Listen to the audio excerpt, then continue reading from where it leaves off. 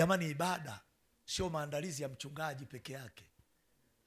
Unasikia watu wanasema mchungaji ndio mwenye kazi hiyo, atamtafuta Mungu peke yake. Yaani kama unataka kukutana na Mungu, unasema mimi naenda kupanda ule mlima forest ya kwanza, jiandae, fanya maandalizi. Tukimaliza ibada ya leo, tunaandaa ibada ya Jumapili au za katikati hapo, anza maandalizi ya kukutana na Mungu wa kwako binafsi.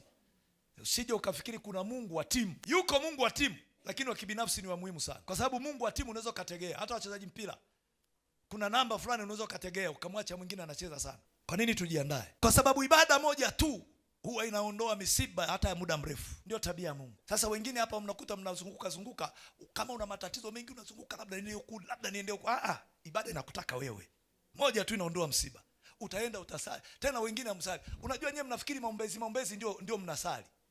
Maombezi wewe ufanye ibada. Ibada ni wewe unatoa sauti, unamwabudu Mungu, unatoa, unaimba, unapiga magoti, unasema kwa Mungu, ndio ibada. Sasa ukiwa wewe wakubandikiwa mikono tu, hutoi sauti, wewe ufanye ibada. Wewe ni mtu wa kuombewa. Sasa watu wa namna hiyo kwenye Biblia hii, ukishaombewa, ukishafunguliwa, maana yake lazima ujisimamie. Kwenye Biblia hii watu wanaoishi na Ukristo wa kuombewa toka Januari mpaka Disemba hawapo.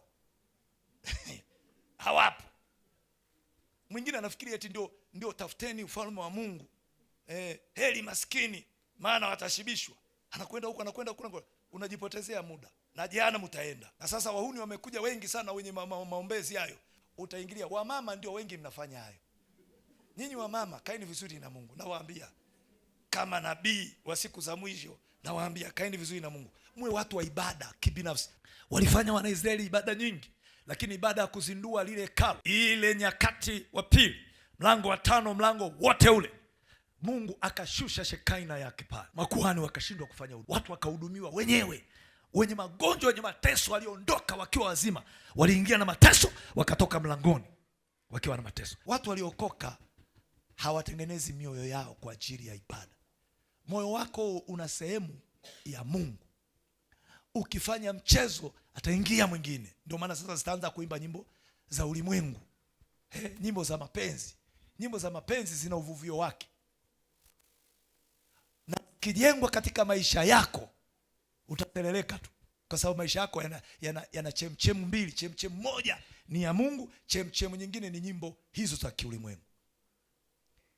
Mungu ametuumbia moyo wa ibada. Lazima tujiandae. Unajiandaa kwamba Mungu nataka nikutane na wewe. Huu moyo kwa kuwa ndio umeniumbia mimi kabla sijaingia. Wakisimama waimbaji, mwimbo wa kwanza wa pili, huo umenitangulia mimi kukutana na mimi.